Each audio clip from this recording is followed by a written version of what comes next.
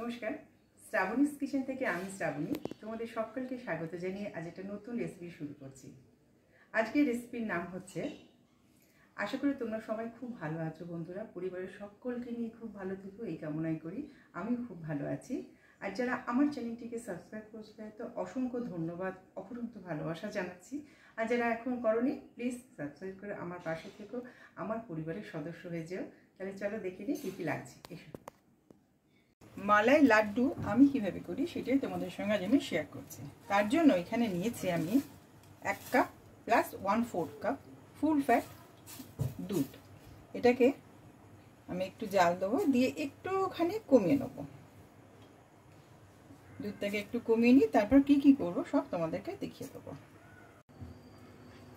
দুধটা দেখো ফুটে আমি একদম অর্ধেক করে নিয়েছি।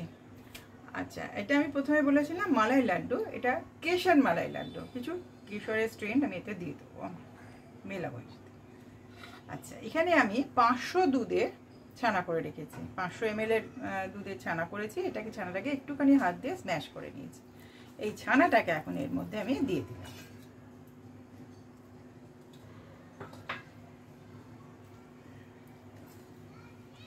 এটাকে খুব ভালো করে মিশিয়ে নেবো একদম।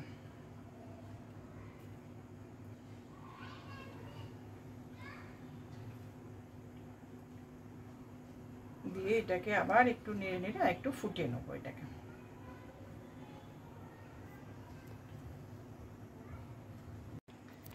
ছানাটা দুধটা একটু ফুটে গেছে। এবার আমি এখানে চিনি দিয়ে দিয়েছি,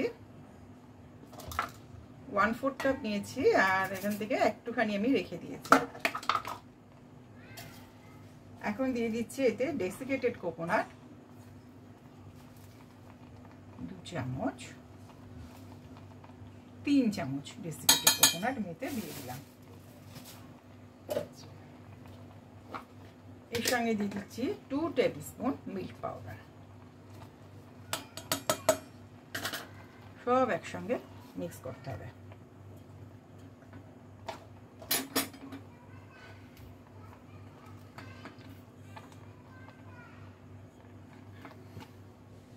এখানে আমি কিছুটা কেশর ভিজিয়ে রেখেছি। এই কেশরের এই সুতোগুলো, স্ট্রেনগুলো আমি এর সঙ্গে মিশিয়ে দিচ্ছি, এখনই দিয়ে দিচ্ছি।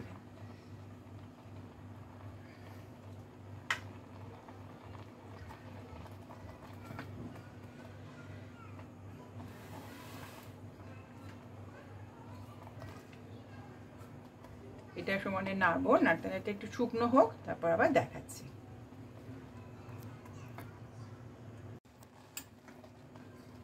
অনেকটা দেখো শুকনো হয়ে গেছে। আমি যে চিনিটা রেখেছিলাম সেই চিনিটা কিন্তু আমি এখন দিয়ে দিলাম।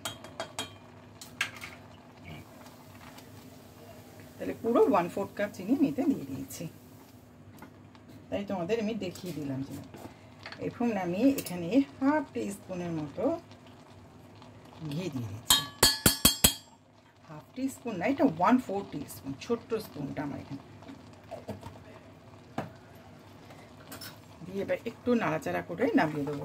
একদম শুকনো কিন্তু নামাবো না, কারণ ঠান্ডা হয়ে গেলে তাহলে কিন্তু শুকনো হয়ে যাবে, তখন আমি লাড্ডু বানাতে পারবো না। একটু সামান্য ঢিলাতে আমি নামিয়ে দেবো, তারপর ঠান্ডা হলে তোমাদের সামনে আমি নিয়ে আসতে লাড্ডু বানাবো। পুরো মিশ্রণটা আমি এখানে নিয়ে নিয়েছি, এটা ঠান্ডা হয়ে গেছে। এবার একটু হাতে ঘি লাগিয়ে নিচ্ছি। একদম কিন্তু শুকনো করিনি, তাহলে কিন্তু লাড্ডু পাকানো খুব অসুবিধা হবে। একটা করে লাড্ডু নিয়ে আমি এখানে রাখছি, তারপর আবার তোমাদের দেখাবো।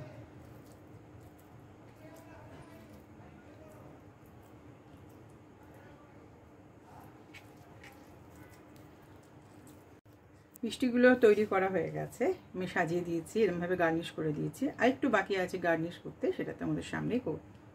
এটা কেশরের জল ভিজিয়ে রেখেছিলাম, এ দেখো একটা করে ড্রপ দিয়ে দিচ্ছি এতে।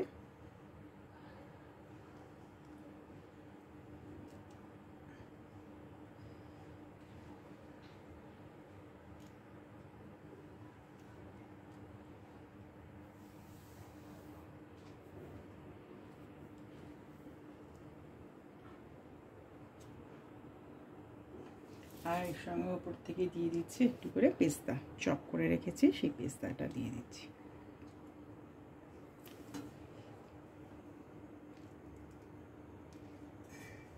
অসম্ভব টেস্টি হয়েছে, তোমরা অবশ্যই করো। আমি যে পরিমাণে মাপ নিয়ে আমি করেছি তাতে আমার 7টা হয়েছে। তোমাদের এর থেকে একটু বেশি লাগলে সবটা ডবল করে দিও, তাহলেই হয়ে যাবে।